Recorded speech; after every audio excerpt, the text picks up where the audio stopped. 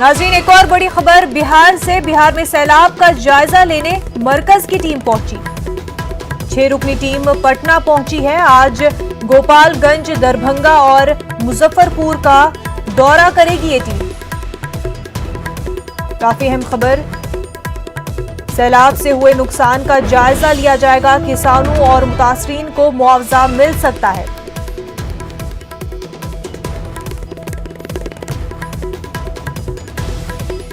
नाज़रीन, आपको बता दें कि बिहार में सैलाब का जायजा लेने के लिए